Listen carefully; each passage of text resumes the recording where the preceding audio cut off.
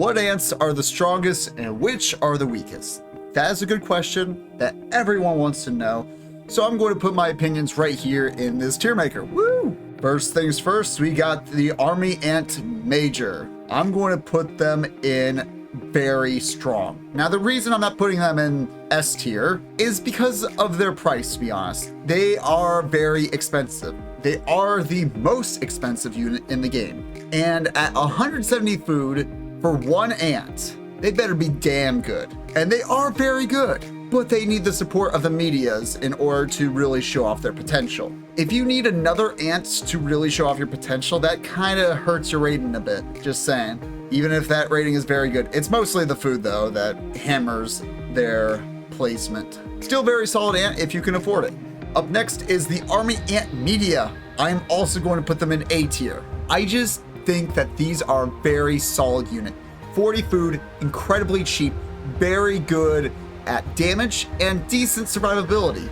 There's nothing I can really say bad about it. It's just, I think there are ants that are way better than them. Up next, we got the big-headed super majors. Now, I'm probably going to make a lot of people mad with what I'm going to do, but I'm going to put them in very strong and not S tier. Listen, I'm going to be real with you, all right? They are very strong, but they are the second most expensive unit in the game behind the Army Ant Major. This big-headed super majors, they can stun, they can push back, they do an insane amount of damage, have great health, and can even lift up an ant and instantly kill them at full health. Are they very good?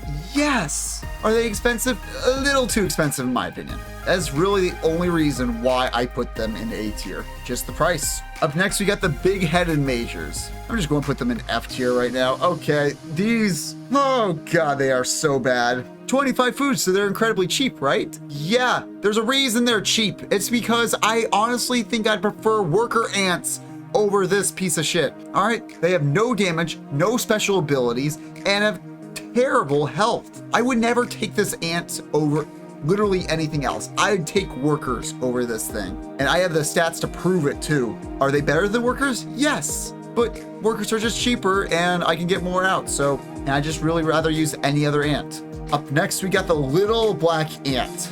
I'm putting them in S tier. Not only are they cheaper than the big-headed ant, they are also have Confuse. Confuse is super busted. They don't have the best damage, they don't have the best health, but it's that Confuse. Once you get a large enough group of them, they are unstoppable.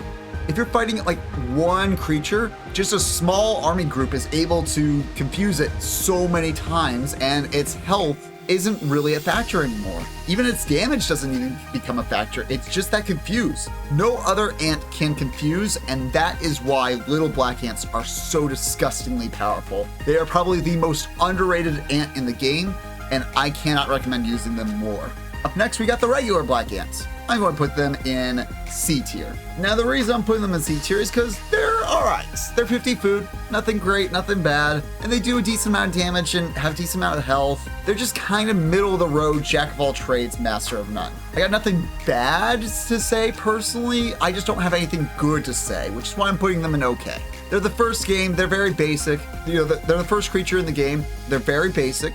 So I don't think that they should be changed in any way. They're perfect just the way they are, even if they aren't the best at something. Up next, we got both fire ants, which I'm actually going to put in A tier. They are both A tier fire ants. Now, the reason you might want to pick one over the other is very different. Vigorous are much stronger than pervasive ants in just about every way. With the little amount of health that they have, they're going to die pretty fast. So vigorous means that they'll have the buff for most of their life. Since it's a minute buff, they probably won't last a minute, so most of your ants are going to have the buff. Same thing with pervasive. They're going to die a lot, which means you'll get a lot of ants hatching for free. And that 4 food really does start adding up in the long term. Like, especially during like a free play, you'll save hundreds of food that you can add to your army size. You don't have to worry about hatching. If you're in a desperate position, boom, pervasive. If you're, actually, I'm going to put pervasive in the broken tier. Literally, it's only because of the free play. If we're talking about levels, 100% go with a vigorous fire ants because you're not beating the levels on insane with pervasive. Sorry. just not happening. Cannot recommend either of them more, all right? They are just both really solid units that I would not complain about. I mean, 40 food for all that damage and all those benefits. Oh, up next we got stun and taunt majors for the leaf cutters. I'm going to put them in strong. You know, their big issue is 150 food, pretty expensive, but they don't do anything too well. They're just really meant to hold the front line, tank a lot of damage, draw some aggro, and they do that very well.